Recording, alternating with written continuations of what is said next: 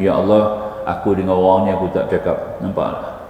Kalau engkau hidupkan aku semula, ya Allah, besok hari aku panjang umur, insya-Allah aku akan bertegur sapa dengan dia, nampak tak? Ya, aku akan mula menghubung hubungan dia. Niat tu kena ada. Niatul mukmin khairu min amali, Nabi kata. Niat orang mukmin tu lebih baik daripada amalan dia. Belum ada amalan, kita niat dulu. Ya, kalau kita mati malam tu, kita mati dalam taubat. Orang taubat Tuhan kasih. Ya, betul tak? Orang taubat Tuhan kasih. Innallaha yuhibbut tawwabin wa yuhibbul mutatahhirin. Allah kasih kepada orang.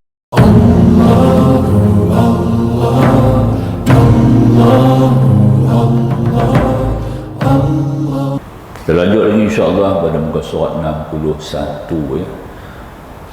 Sama tengah lebih kurang. Ya, ini kita ambil sikit punca dia, menjauhkan diri dari bergaul ya, sama tengah. Samul musannif menjauhkan diri dari bergaul dengan manusia-manusia yang tidak baik adalah bermacam-macam coraknya menurut kekuatan keimanan kita. Apabila kita tidak kuat bergaul dengan mereka dan payah kita memisahkan diri daripada mereka, maka wajib bagi kita pindah tempat ke daerah di mana kita boleh jauh dari pengaruh-pengaruh itu. Di sini berlakunya hijrah. Hijrah mengikut Al-Imam Nawawi rahimahullah anhu yang disebut dalam kitab Riyadhus Shalihin. Ada 6 hijrah. 6 macam hijrah. Satu di antaranya sudah tidak berlaku lagi, hijratul masal dia panggil. Yakni hijrah Rasulullah SAW daripada Makkah ke Yathrib, sebelumnya Madinah namanya. Jadi tak berlaku lagi hijrah tu. Yang 5 lagi itu memang sentiasa berlaku hingga akhir kiamat. Antara yang 5 itu, satu daripadanya kita menyisihkan diri kita, menjauhkan diri daripada masyarakat ataupun daripada daerah ataupun mana-mana tempat atau kawasan di mana berlakunya kemungkaran ataupun ada penghinaan kepada ulama-ulama, masyarakatnya menghina para alim ulama, ataupun di mana kawasan itu, daerah itu dipenuhi dengan unsur-unsur syirik, ataupun daerah kawasan itu dipenuhi dengan masyarakat-masyarakat yang tidak kenal adab dan susila, ataupun masyarakat-masyarakat yang sama sekali ya, tidak menjalankan urusan-urusan ibadah seperti sembahyang jamaah dan sebagainya, maka wajib kita berhijrah. Bukan sunat lagi, wajib berhijrah ke tempat lain.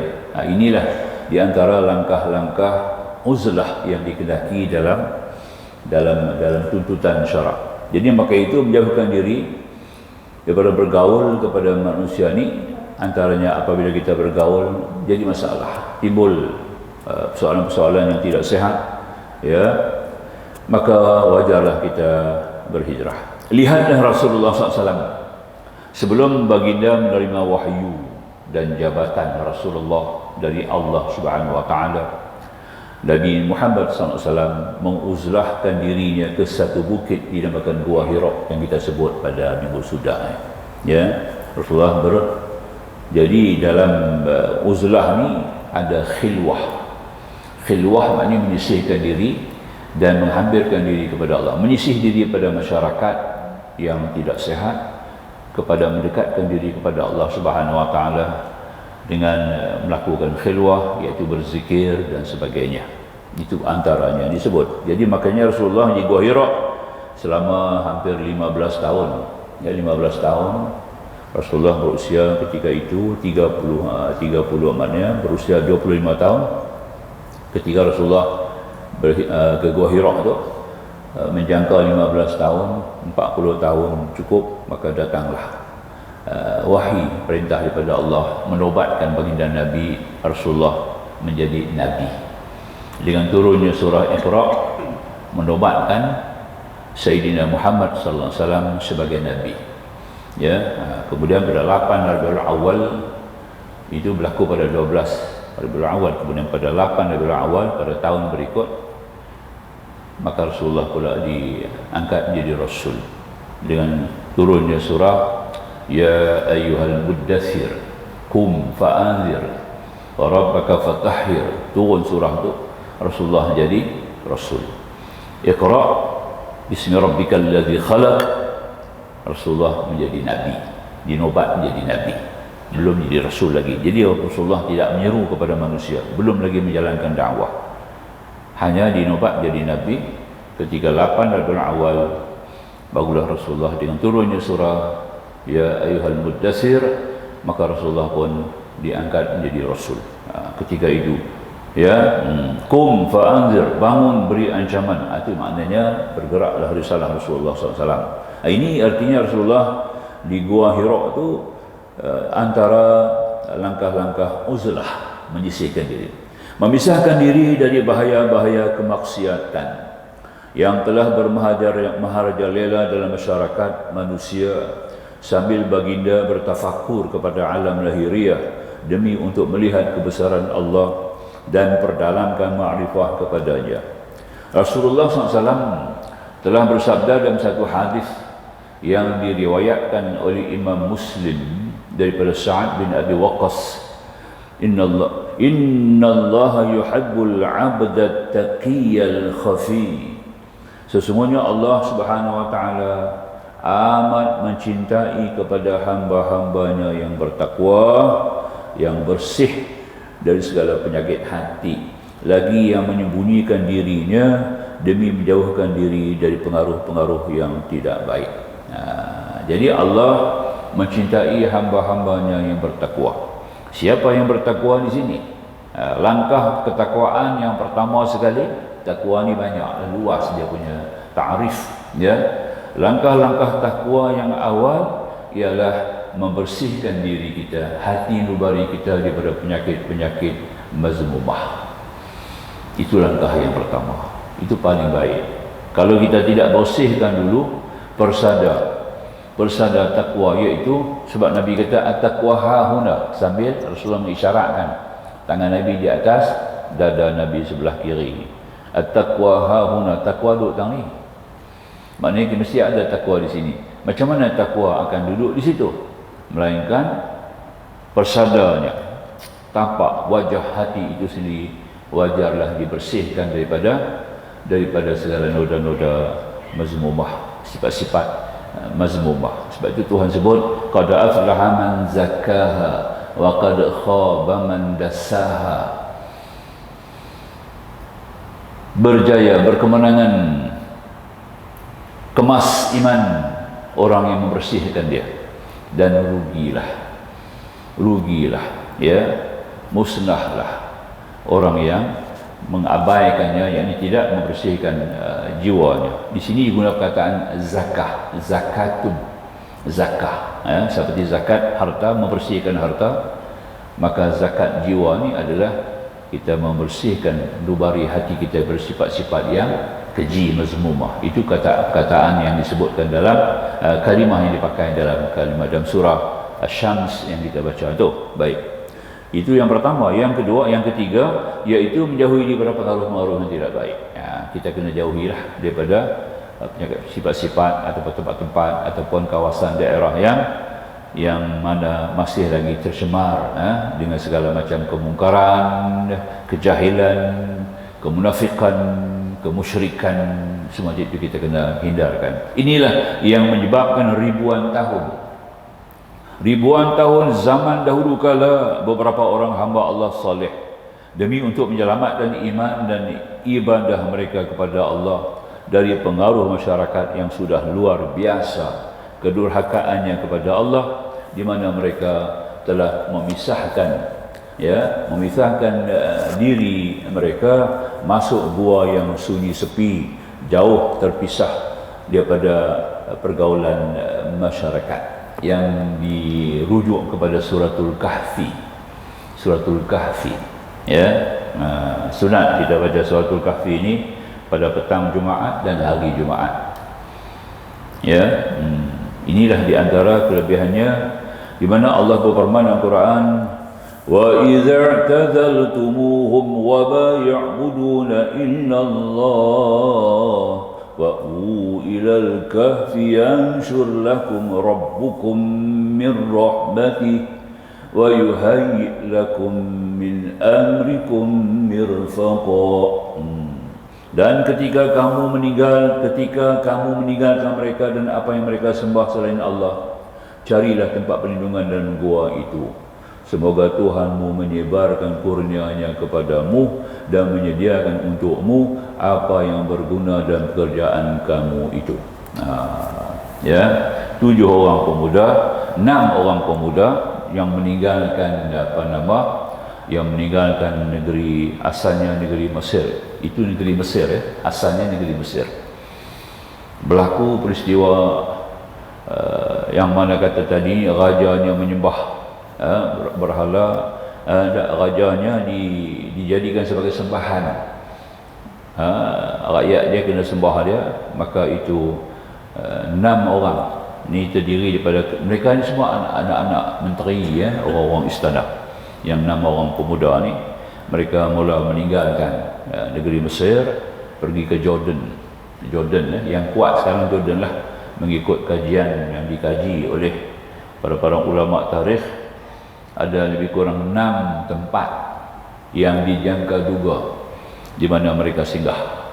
Tapi di antara 6 tempat ini yang masyhur, dia punya sifat-sifat dan juga tanda-tanda yang alamat-alamat yang begitu dekat dengan Al-Quran, ialah di Jordan ya, di Jordan sampai sekarang ni. Jadi 6 orang pemuda itu sambil berjalan tadi, dia orang sampai satu tempat penternakan farm. Jadi mereka singgah di situ, penternak tu sendiri, yang jaga seorang pemuda, dia juga ikut sekali. Dia tanya, apa nak pergi mana? Dia bagi tahulah, kami dari persekian tempat akan pergi sekian tempat, ya. Jadi semata-mata nak jauhkan daripada kedurjanaan raja yang memerintah ini zalim, lagi pula dia memberhalakan diri dia sendiri sebagai sembahan. Jadi maka tu kami lari daripada dia. Maka pemuda tu pun ikut. Yang keenam tu ikut. Yang keenam tu adalah penternak. Kemudian anjing penternak itu sendiri pun ikut sama. Anjing. Jadi Allah pilih dalam rangkaian nak jadi cerita tu, anjing juga ikut turut. Kenapa anjing? Kenapa tidak binatang lain, ya? Anjing adalah binatang yang dia ada 10 adab. Saya pernah sebut dah dulu. Anjing ni ada 10 adab yang manusia tak boleh ikut. 10 adab. Adabnya, dia orang punya 10 adab yang manusia tak boleh turut. Susah, bukan tak boleh turut, susah nak ikut. Dan kurang sangat-sangatlah kalau kita nak cari dalam masyarakat kita yang boleh ikut sifat-sifat adab anjing. Itu kelebihan. Maka tu Allah pilih anjing ni layak masuk syurga. Di akhirat besok, dia di antara binatang yang akan dihidupkan Allah semula. Ya, dihidupkan Allah semula. Binatang-binatang semua jadi tanah. Binatang lain semua jadi tanah, kecuali 11 jenis binatang yang akan dihidupkan semula oleh Allah Subhanahu wa taala, kerana mereka punya kelebihan-kelebihan yang tersendiri yang diberi oleh Allah Subhanahu wa taala. Itu di antaranya lah, ya. Anjing itu antara namanya Kitmir. Qaf ta mim ya ra, Kitmir. Itu nama, salah satu namanya. Ada 4 nama, macam-macam ulama bagi nama kat depa lah. Zail, Kitmir, nampak ya. Lahmun, itu nama di bawah tu, ya. Tapi yang masyhur Kitmir. Kitmir ni Tok Janggut, pahlawan kebangsaan, wira kebangsaan, pejuang kebangsaan. Tahu kan Tok Janggut, sama dengan Mak Kilau. Tapi dia mati ditangkap British, digantung, ditembak dan digantung. Ya, ini Tok Janggut. Dia seorang alim, bukan saja seorang pejuang, tapi alim. Pejuang-pejuang kebangsaan dulu ni semua orang alim, ya. Alim sungguh. Mak kilau tu alim tu, cukup alim murid kepada mufti faham. Begitulah juga dengan apa nama Tok Janggut ni, ya, ada menyebut Tok Janggut sebut dalam kitab dia. Saya kena quote dulu tu, tidak orang mana hadis, ya. Dia kata kitmir ni anjing yang punya berkat. Jadi kalau kita jumpa lah mana-mana anjing di jalan raya yang boleh ganggu kita, yang kita bimbang, takut terekam kita bagi salam, bukan kepada anjing yang bagi salam anjing tu, salam kepada kitmir. Assalamualaikum ya, assalamualaikum ya kitmir, kata macam tu, boleh tak? Ayat ni apa nak mai tak mau mai sudah. Dia bukan hadis ini daripada Tok Janggut, pahlawan Melayu, yang alim. Beliau sebut dalam kitab dia, ya. Bagi salam. Kalau kita tengok anjing, banyak anjing-anjing liar ni kan, bahaya kan, takut ganggu kita, ya. Assalamualaikum ya kitmir. Anjing-anjing itu nanti pergi ke lain, tak kacau kita. Itu satu kelebihan nama kitmir, nama anjing. Dan dia sebut juga 7 orang pemuda ni, nama-nama pemuda ini kalau ada dalam diri kita, nampak tak? Kita hafal nama-nama mereka. Kita tidak akan kena bencana-bencana besar, tak kena apa nama, tidak kena tidak terlibat dengan kebakaran, tidak terlibat dengan apa nama mati di lautan, tidak terlibat dengan kemalangan-kemalangan, selamat kita. Berkat nama mereka tu, berkat nama-nama mereka ni, pemuda-pemuda, sebab Allah abadikan, walaupun tak sebut nama dalam Quran, Allah abadikan kisah dalam Quran menunjukkan kelebihan mereka. 7 orang pemuda ni kita hafal nama dia ataupun kita simpan nama dia, tulis kertas dia, taruh dia, bukan zimat ni, ya, mengambil simpan sebagai berkat. Nama-nama ini kita terpelihara daripada sebarang bentuk ancaman, insya-Allah. Kalau duduk dalam rumah kita terpelihara, tak terbakar, nampak tak? Itu dia lah. Itu dia antara kelebihan nama. Dulu orang tua kita, tok nek kita semua duduk pakai hafal. Saya tengok awak daripada duduk hafal nama-nama tu lah. Rupanya ini dia punya rahsia, ya. Dalam kitab Tok Janggut ada sebutlah. Tu lah, alhamdulillah. Itu sedikit, itu tuan-tuan sebagai luaran lah. Itu kita nak hamai, boleh tak mau hamai pun tak apa, ya. Jangan kita kaitkan dengan hadis sudah, kerana tidak ada hadis menyebut. Yang saya tak jumpa oleh hadis tu, mungkin Tok Janggut jumpa. Saya tak jumpa, Tok Janggut jumpa. Tapi orang alim dulu ni dia tak payah quote hadis, apa yang dia maklum dia tulis. Dia tak beritahu kita ni hadis mana dah. Sebab keyakinan mereka mendahului ilmu mereka. Keyakinan mereka mendahului ilmu mereka. Ini kelebihan orang alim dulu, ulama-ulama dulu. Dia punya kelebihan. Macam Imam Ghazali, keyakinan dia mendahului ilmu dia. Ya, sebab tu dia tak pertikai masalah hadis. Itu paling pokoknya dalam kata tadi, ini kelebihan. Baik. Jadi rangkaian yang kita nak baca ni, ayat ini memberi pengertian kepada kita bahawa apabila kemungkaran, ya, apabila kemungkaran telah bermaharajalah di mana kita tidak mungkin diatasi selain kita pasti terjebak ke dalamnya. Kalau ada kemungkaran, memang kalau kita tak lari, kita akan terlibat, terpalitlah dengan dosa-dosanya, jatuh ke dalam jurang. Maka Allah memerintahkan kita uzlah dan hijrah ke bumi lain di mana agama kita selamat dan hati kita tenteram dan tenang menjalankan perintah-perintah Allah Subhanahu wa taala. Ini di antara langkah-langkah uzlah yang wajib kita kena buat. Baik. Ketiga, dengan uzlah hati kita dapat melihat dan otak kita dapat berfikir pada segala sesuatu yang bermanfaat demi untuk kebahagiaan kita dunia akhirat. Kita dapat mengoreksi, membetulkan tubuh kita dan anggota-anggota badan kita, muhasabah, ya, apakah pakaian yang kita pakai betul-betul halal ataupun tidak. Apabila tidak, kita wajib mencabutnya dan menukarkannya dengan yang halal. Ini uzlah pada diri kita sendiri yang disebut sebagai muhasabah. hasibu qabla an tuhasabu, kata Umar bin Khattab, hisabkan diri kamu sebelum kamu dihisabkan. Jadi uzlah ni bukan hanya kita kena lari pada masyarakat, kita kena lari daripada sifat-sifat yang tidak sehat yang ada pada kita. Maka tu kita kena buat satu penilaian, ya, satu evaluasi, penilaian kepada diri kita sendiri, ya, betapa perkara-perkara ini. Kata Ibn Qayyim Al-Jauzi menyebut wajar masa yang kita nak buat muhasabah ni waktu sebelum tidur.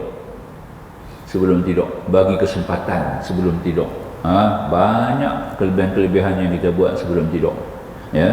Jadi sebelum tidur kita duduk dulu, kita bertafakur, kita paksa balik, ya, paksa 5 perkara. 5 perkara kita kena check balik, ya. Itu dari kita, ya, 5 perkara. Yang pertama kita kena check akidah kita. Nombor 1, check kita punya akidah. Hisab, tanya akidah aku. Selama ni akidah aku ni betul ke tidak, sejalan ke tidak dengan akidah Ahlus Sunnah wal Jamaah. Kita perlu kena ada ilmu lah. Kalau tak ada ilmu, macam mana kita nak periksa? Nampak, ya? Kita perlu ada ilmu akidah, ilmu tauhid, ilmu sifat 20. Mesti mantap, ya? Kemas ada dengan kita, baru kita boleh periksa. Itu yang pertama sekali lah, akidah paling penting. Sebab dia tak betul, semua tak betul. Tunjang rosak, pokok tak timbul, pokok tak tumbuh. Habis, itu jawab dia, ya. Asas tak ada, bangunan tidak terbina. Itu jawab dia. Betul tak? Kita perlu asas tu diratakan, disamakan, diseragamkan dengan akidah Ahlussunnah wal Jamaah. Itu yang pertama. Yang kedua, solat sembahyang kita. Kita periksa bila kita punya sembahyang, solat ni. Selama aku sembahyang ni, apakah seperti yang dikehendaki oleh Nabi? Sallu kama ra'aitumuni usalli. Kemudian kita mula lihat daripada sudut sumber rumusan-rumusan para alim ulama. Sebab ulama lah yang bawa kepada kita sembahyang Rasulullah. Antaranya ulama-ulama mujtahid seperti imam-imam mazhab yang 4. Kita kena paksa balik, apakah Fatihah aku betul? Apakah rukuk sujud rukun 13 itu semua terlaksana dengan baik? Apakah syarat-syarat bagi mengesahkan sembahyang itu terbina dengan baik? Ya. Kemudian melihat kepada sembahyang tu banyaklah, kita kena paksa balik. Tak banyak, cuma satu ketika sebelum nak tidur tu kita tak ingat semua, kita ambil sikit-sikit pun jadilah. Tang mana sembahyang sikit tang ni, aku nak paksa balik sembahyang aku ni betul ke tak betul. Itu nombor 2, ya. Nombor 3, urusan-urusan yang berkaitan dengan amalan-amalan sunat. Sunat-sunat aku ni aku dah buat semua lengkap ke tidak? Sebab sunat itulah merupakan sebagai bonus kita untuk mengimbau rahmat Allah. Sebab Tuhan dah sebut dalam hadis qudsi, ya, apabila hamba aku telah mendekatkan diri kepadaku dengan kefarduan, kemudian ditambah lagi dengan segala-segala yang nawafil, yang sunat-sunat, maka akhirnya aku jadi cinta kepadanya. Tengok Tuhan kata, ya, aku jadi cinta. Apabila aku cinta kepadanya, maka ia melihat, ia mendengar, dengan aku dia mendengar. Allah pegang, kawal telinga dia, cantik, ya.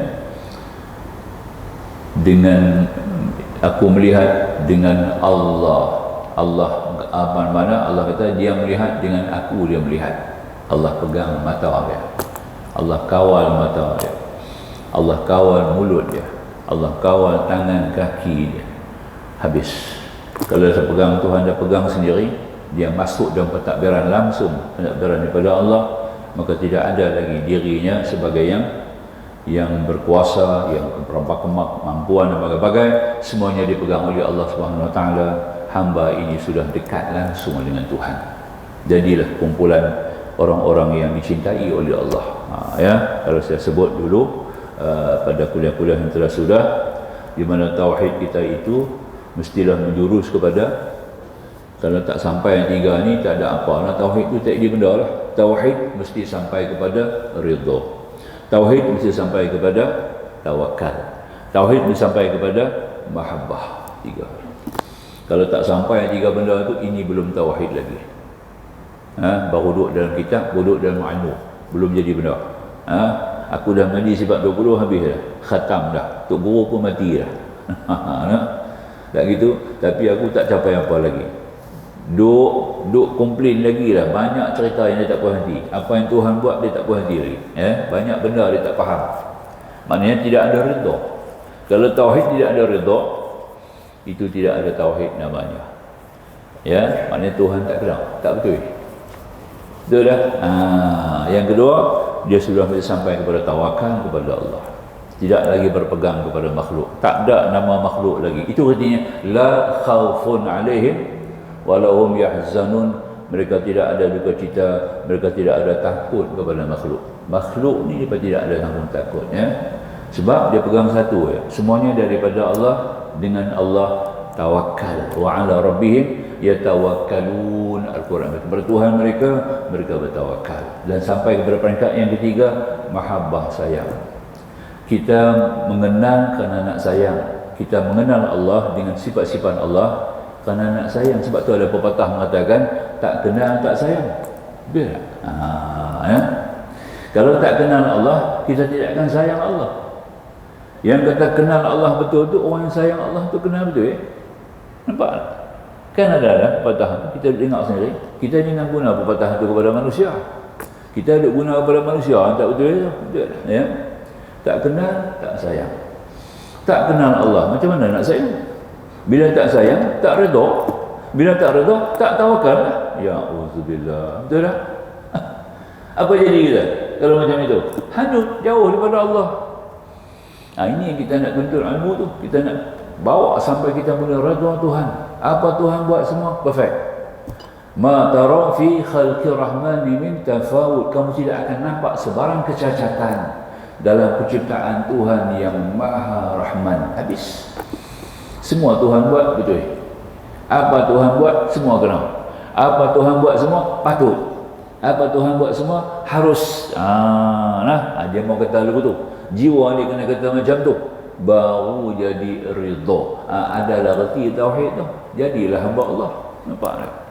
Nak bawa tu kita kena sungguh-sungguh tu. Inilah ilmu yang paling penting, tuan-tuan. Cukup penting. Kalau tidak, amalan kita hanyut. Macam mana nak terima Tuhan, nak terima amalan kita? Hamba yang diri depan dia tidak redha dia, macam mana dia nak terima amalan kita? Nampak tak? Dia kena redha, radiyah kena ada mardiyah. Kalau radiyah kena ada mardiyah. Tak ada mardiyah, redha tu tak jadi. Radiyah, mardiyah, maknanya kita yang meredha kita itu, yang kita redha tu kembali meredha kita semula, Allah Subhanahu Wa Taala. Itu artinya kita ibadat kita terima oleh Allah Subhanahu Wa Taala. Kita kena peringat balik benda itu paling penting jadi. Makanya disebut di sini, dikata musannif,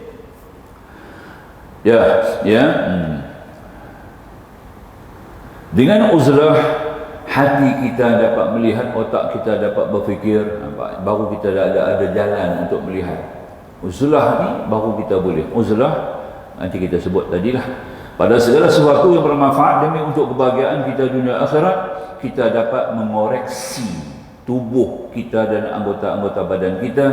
Itu apakah pakaian yang kita pakai betul-betul halal dan semua. Baru masuk kepada yang tadi, yang kita tiga tadi ini kita sebut. Seterusnya kita kena muhasabah, muhasabah tentang hubungan kita dengan masyarakat. Hubungan kita apa tadi? Ada musuh atau tidak? Dan kalangan pergaulan aku dengan masyarakat, ambil keluarga dulu lah. Keluarga dulu, kemudian baru jiran, kemudian baru masyarakat sekeliling. Apakah kita ada permusuhan? Kena muhasabah balik. Ada orang yang aku tak cakap, ada orang yang aku jauhkan daripada dia, ada orang yang aku tak mau jumpa dia. Ada ke tidak semua ni? Jangan ada dalam kamus iman kita. Boleh tak? Jangan ada. Ini paling penting kita nak kena perhati. Itu muhasabah. Dan akhir muhasabah sekali tentang pakaian, makanan, minuman yang haram, yang halal. Itu kena tanya. Selama ni usaha aku bersih ke tidak? Makan minum aku ni bersih ke tidak? Kerja yang aku buat tadi hasil mahsulnya bersih ke tidak? Ini kena cek balik. Kalau kita dapat apa-apa yang boleh tercemar, dengan segera kita kena ubah. Malam tu juga kita taubat, sebab mungkin malam tu kita boleh mati. Nampak tak? Malam tu mungkin kita akan kembali kepada Allah. Baik kita muhasabah dan kita niat, ya Allah, aku dengan orang ni aku tak cakap. Nampak tak? Kalau engkau hidupkan aku semula, ya Allah, besok hari aku panjang umur, insya-Allah aku akan bertegur sapa dengan dia. Nampak tak? Ya, aku akan mula menghubung hubungan dia. Niat tu kena ada. Niatul mukmin khairu min amali, Nabi kata. Niat orang mukmin tu lebih baik daripada amalan dia. Belum ada amalan, kita niat dulu. Ya, kalau kita mati malam tu, kita mati dalam taubat. Orang taubat Tuhan kasih. Ya, betul tak? Orang taubat Tuhan kasih. Innallaha yuhibbut tawwabin wa yuhibbul mutatahhirin. Allah kasih kepada orang yang taubat, Allah kasih kepada orang yang bersih. Kita mati dalam keadaan Allah kasih kita. Nampak tak? Itu paling penting. Maka itu kata Ibn Qayyim al-Jauzi, sebelum kamu tidur, buat muhasabah. Muhasabah ringan je lah. Kita bagi masa 15 minit cukup. Tak usah banyak. Ya, tiap kali kita ingat itu. Itu 5 perkara yang paling kita penting untuk muhasabah, tuan-tuan. Baik, ya. Dan kita dapat mengurusi tubuh kita, anggota badan kita, apakah pakaian kita pakai betul-betul halal ataupun tidak. Apabila tidak, kita wajib mencabutnya dan menukarnya dengan yang halal. Kita lihat pula lidah kita, apakah sering mengucapkan kebohongan, fitnah, mencela, mengejek, mengatakan sesuatu yang tidak ada manfaat ataukah tidak. Tambah-tambah tengok cermin. Duduk tengok cermin je, kita tengok muka kita, kita bercakap dengan dia.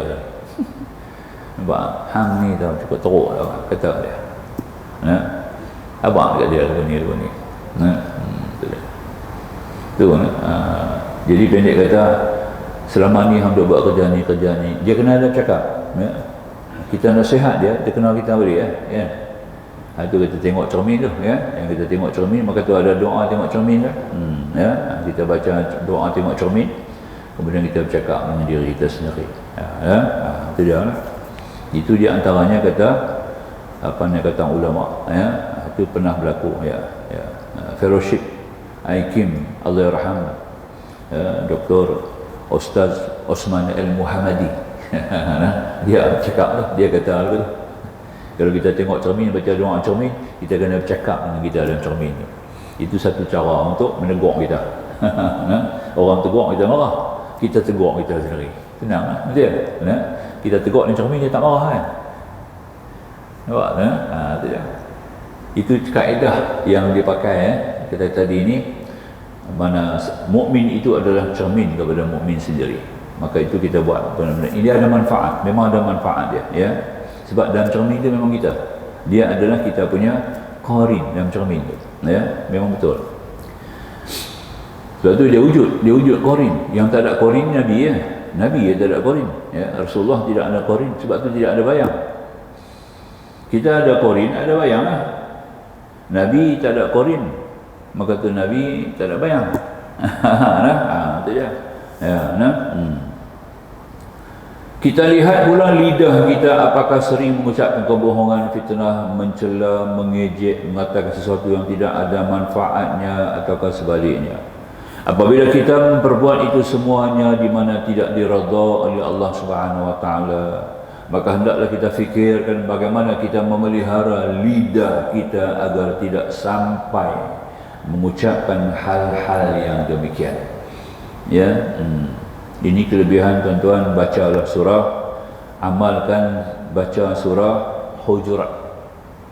Rajin baca surah Hujurat, insya-Allah taala pelihara kita daripada afatul lisan, kecelakaan lidah. Ya, kita nak rawat antaranya dengan baca Quran. Quran boleh merawat kita. Antara surah yang boleh merawat perangai, akhlak dan lidah kita, surah Hujurat. Ya, surah Hujurat. Buka Quran, surah Hujurat, baca dulu, lama-lama kita hafal. Ya, dia boleh rawat kita, insya-Allah. Lazim kita, ya. Kita nak ngaji tak banyak nak dapat pun, ya. Dan tentang makin ngaji pagi ini taklah banyak nak dapat pun, ya. Cuma kita dapat prinsip-prinsip, kawalan-kawalan untuk kita perpanjangkan. Kita nak satu rawatan yang berterusan kepada kita, Allah saja yang boleh merawat kita. Tidak ada mana yang boleh merawat kita melainkan Allah. Jadi itu kita guna Al-Quran, ya, untuk merawat penyakit-penyakit batin, termasuk antaranya kejahatan lidah. Rajin-rajin membaca surah Hujurat. Ya, itu dia. Itu paling penting sekali lah. Baik. Kita bagi tip cara rawat. Demikianlah seterusnya fikiran kita, kepala kita, tangan kita, kaki kita, dua mata kita, dua telinga kita dan lain-lain. Maka dengan uzlah demi memisahkan diri, insya-Allah semuanya itu dapat kita jauhkan. Apabila semua penyakit hati dan dosa lahiriah kita fikirkan untuk maksud yang baik ini adalah hal keadaan ini merupakan ibadah yang paling besar nilainya daripada semua ibadah-ibadah yang besar. Itu yang paling penting. Yang penting adalah bersih. Betul tak? Yang tu kena dulu. Apa benda pun bersih, kebersihan itu adalah penting. An-nadhafah, Nabi kata, an-nadhafatu minal iman. Kebersihan itu daripada iman. Maknanya dialah di antara sumber penting untuk bertapaknya iman dalam jiwa kita. Kalau tidak ada kebersihan, tidak adalah laluan ataupun persada untuk iman bertapak di jiwa kita. Kerana itulah maka Imam Ghazali telah mengutip hadis Rasulullah SAW yang riwayatkan oleh Ibnu Hibban dan Abu Hurairah sebagai berikut: tafakkaru sa'atin khairun min ibadah sab'ina sanah. Tengok, berfikir satu saat adalah lebih baik daripada ibadat selama 70 tahun. Itu dia. 70 tahun. Satu saat kita fikirkan tentang diri kita, tentang kekurangan kita, tentang kelemahan kita, lepas ni kita akan jumpa kalam hikmah tu pula. Kalam hikmah suruh tengok kita punya kelemahan tu akan ada ni. Lepas ni susulan dia. Jadi pendek kata, berfikir sesaat tentang sesuatu yang lebih baik daripada kita beribadat 70 tahun. Soalnya tidak lain kerana dengan berfikir itu kita dapat melihat segala penyakit hati kita, segala tipu daya syaitan terhadap diri kita, dan segala pengaruh duniawi yang telah menjauhkan kita dari jalan ibadah yang sempurna. Apabila semua ini telah dapat kita lihat dan kita berusaha untuk bagaimana menjauhkannya, maka insya-Allah ma'rifah kita kepada Allah Subhanahu wa taala akan terus bertambah mantap. Itu paling penting tu.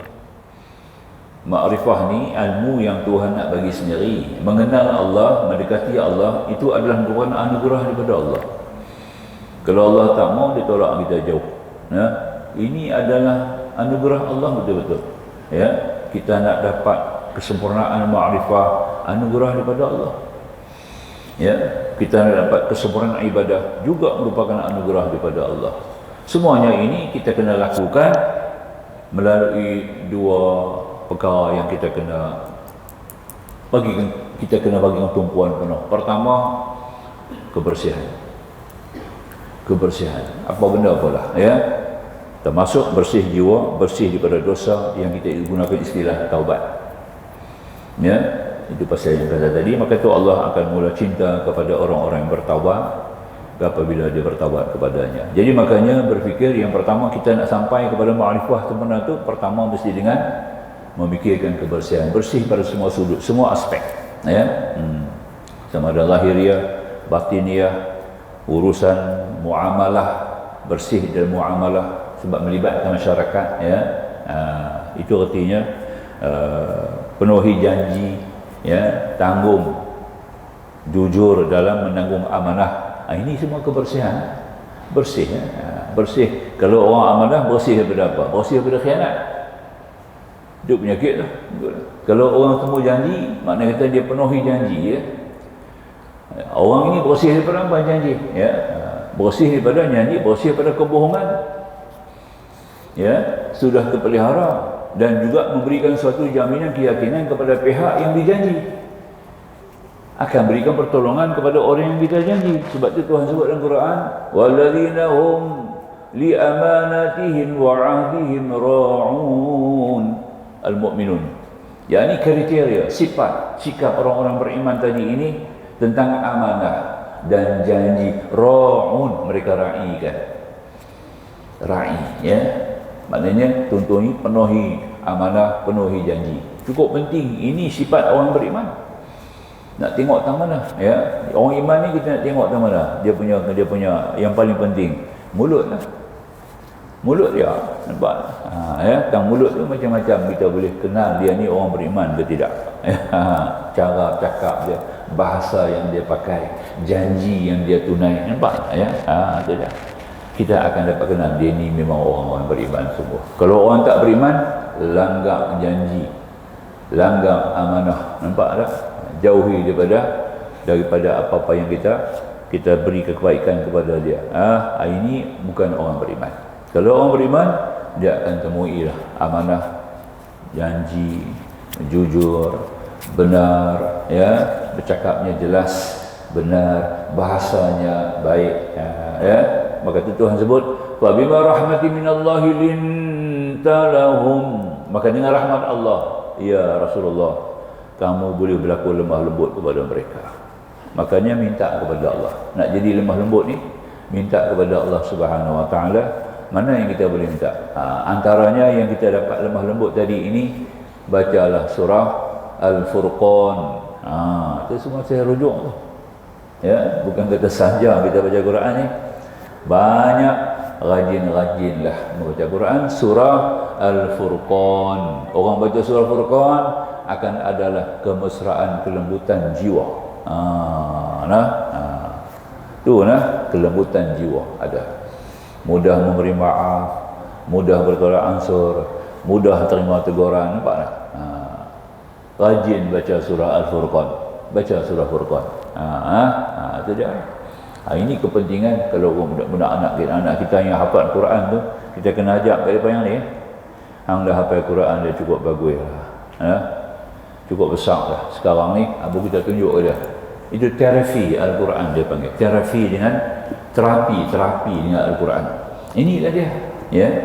Bukan terapi kita duk baca terapi ni penyakitnya. Betul tak? Tapi sebenarnya terapi Al-Quran tu jauh lagi, ya. Macam tadi. Macam surah yang saya baca tadi sembahyang tadi, surah Luqman. Surah Luqman, nampak? Orang yang rajin baca surah Luqman tadi, Allah akan tanam dalam diri dia, yakni sifat yang ada dalam diri dia tadi ini, antaranya sifat syukur. Rajin baca surah Luqman, Allah bagi kat dia sifat syukur, nampak? Ya. Jadi kita nak baca bukan boleh baca aja rumah tu, kita nak cari kesempatan, kita terlibat dengan urusan luar. Macam saya terlibat urusan luar, ada kemana kemari, ya. Payah nak duduk di rumah begitu saja, payah. Duduk di rumah pun ada kerja lain. Aku kena hafal surah ni. Kalau tak hafal surah ni, aku tak ada jalan nak baca. Sebab kita nak baca di luar, nampak tak? Kita kena hafal, bawa surah Al-Quran pergi mana-mana dalam hafal kita, nampak? Ya, duduk dalam kereta, duduk tunggu apa-apa benda kan, baca surah Al-Quran, nampak tak? Akan masuk rasa syukur, warid syukur tu masuk. Ya, baca surah Furqan tadi ni, kita akan jadi mesra lembut, nampak tak? Kita tak jadi cengih, ya. Kita tak jadi baran, orang baran-baran ni betul. Ya, baca surah Furqan, itu rawatan-rawatan dia, rawatan Al-Quran, terapi Al-Quran, ya. Itu ya, paling penting kita kena ambil kira. Tapi orang tak nampak, tadabbur saja. Kena terapi lah. Kalau tak tadabbur saja, kita tak terapi macam mana? Ya, kita tahu tadabbur ni untuk melanjutkan kepada terapi Al-Quran, terapi Al-Quran. Ini caranya, ya. Kita guna Al-Quran, kalam-kalam Allah untuk kehidupan bahagiaan dunia akhirat. Itu paling mulia. Sebab Al-Quranul Karim. Al-Quranul Karim. Kenapa Karim? Kenapa Karim? Karim ni orang kata loyal, bermurah, nampak? Semua dia bagi. Quran tu bagi semua. Nampak tak? Semua perkara yang diperlukan oleh makhluk manusia, Allah bagi Quran. Itulah. Maka tu Quran ni, maka Quranul Karim. Tu kena tanya juga tu. Tu orang tanya aja. Awak, Ustaz, nama dia Quranul Karim, baca tak ada nama lain? Tak ada Quranul Jalil, Quranul Kabir, Quranul Arab. Kenapa tak baca semua? Karim tu loyal. Allah bersifat dengan Karimun. Tinggi, ya. Kan dia sebut, ya, wa maghfiratan wa rizqun karim. Tuhan sebut, ya. Allah akan beri pengampunan dan dengan rezeki yang karim. Nampak? Amalkan nama Allah Karim, sehari 700 kali. 1000 lah terus. Dia kata 700 ya, sehari 700. Ya Karim, ya Karim, ya Karim, ya Karim, ya Karim. Semua dapat. Semua Tuhan bagi nampak. Ya, amalkan nama Allah. Nama-nama Allah. Zikir harian masuk nama Allah. Ya Karim, ya Karim, ya Karim, ya Karim. Itu saya cerita dulu bagaimana seorang Arab daripada pendalaman, dia tak pernah tengok Nabi, tak pernah jumpa Nabi, datang ke Makkah, dia pergi tawaf. Masa tawaf dia baca ya Karim. Dia tak ada apa nak baca. Mana ada mengaji, tak ada zikir apa, dia tahu Karim. Dia tahu Tuhan tu Karim.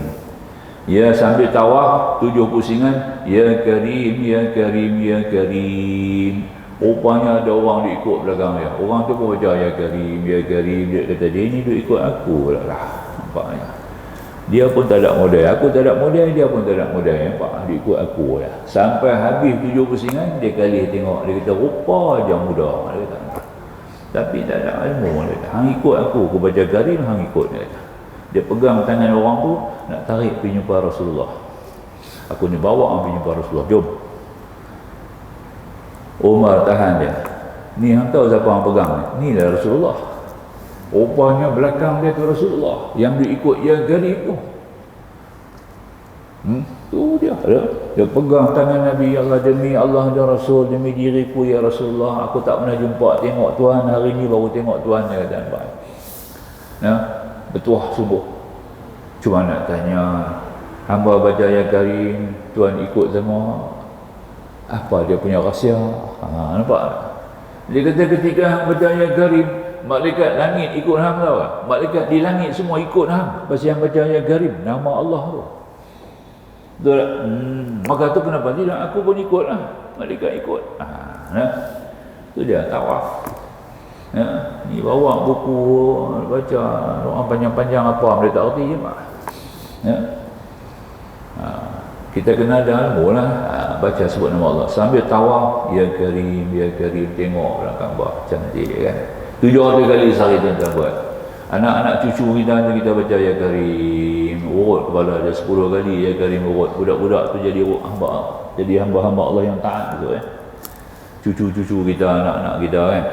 Budak-budak lah. Orang tua pun sama lah. Ada ketegak-ketegak tu siapa elok. Tu lah. Baca 10 kali urut kepala dia, nampak?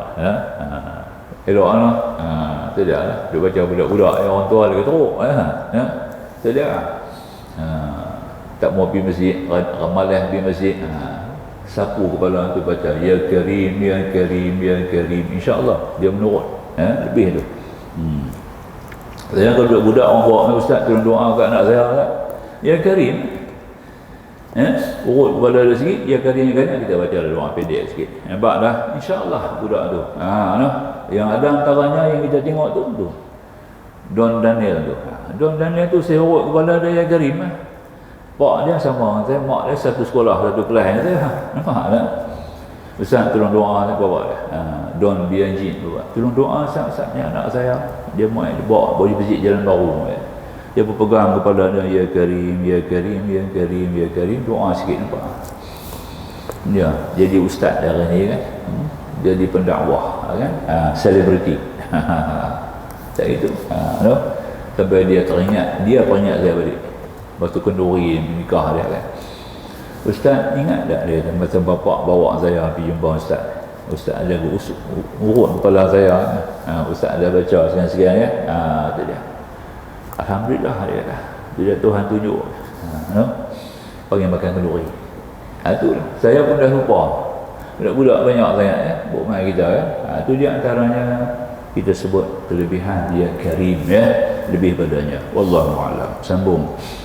Dan kerana itu Imam Ghazali sebutnya hadis ni, soalnya tidak lain kerana dengan berfikir kita dapat melihat segala penyakit hati kita ya. Segala tipu daya syaitan terhadap diri kita dan segala pengaruh duniawi yang telah menjauhkan kita daripada jalan ibadah yang sempurna. Apabila semua ini telah dapat kita lihat dan kita berusaha untuk bagaimana menjauhkannya, maka insya-Allah ma'rifah kita kepada Allah Subhanahu wa taala akan terus bertambah mantap dalam kita uzlah itu hendaklah kita jaga musuh kita yang empat. Seperti yang telah disebut dalam ajaran Al-Mutasawwif, empat musuh. Musuh empat ni kita kena jaga lah, ya. Yang pertama dunia.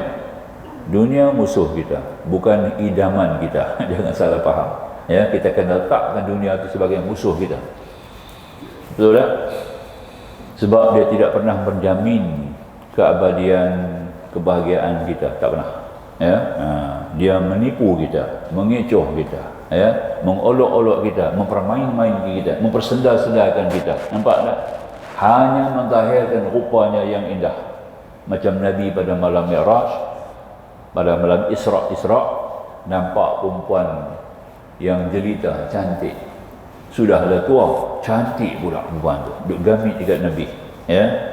Rasulullah kata, Jibril kata, jalan terus, jangan respon, jangan tengok dia, jalan terus, kamu terpandang sudah, jangan ikut dia, jangan turut. Itulah dunia, ya Rasulullah. Nampak tak? Beritahu ke umat kamu. Dia akan bawa dalam bentuk rupa yang menarik, tapi sebenarnya dalam menarik itu ada racun. Itu kena jaga. Itu dunia. Ini menjadi musuh kita apabila kita tidak dapat mengemudikannya sehingga kita terbawa oleh arus masyarakat yang tidak baik kepada jalan yang tidak diridai Allah. Oleh sebab itu kita wajib uzlah, ya, wajib hijrah supaya tidak dilanda oleh dunia yang jahat dan kejam itu. Bukanlah semua dunia. Dunia ni ada dua. Dunia ni ada dua. Dunia yang mana kita musuh? Dunia yang keji, dunia yang buruk, dunia yang sia-sia, dunia yang lara, dunia yang mungkar. Yang tu ya kita jauh. Nampak tak, ya? Aset dunia penting. Kita nak pergi ke akhirat kena ada dunia. Tak ada dunia macam mana kita nak dapat rahmat Allah? Sebab tu Allah hantar mari kita ke dunia, ya, untuk mengambil segala kebaikan-kebaikan dunia sebagai aset pertaruhan untuk mengimbau rahmat Allah Subhanahu wa taala. Ya, sebab tu Nabi kata, ad-dunya khuliqat lakum. Dunia Tuhan cipta untuk kamu. Wa antum khuliqtum lil akhirah. Sedangkan kamu Tuhan cipta untuk akhirat, bukan untuk dunia. Nampak? Dunia untuk kamu, tapi kamu untuk akhirat. Maka itu dunia yang baik kita ambil, ya.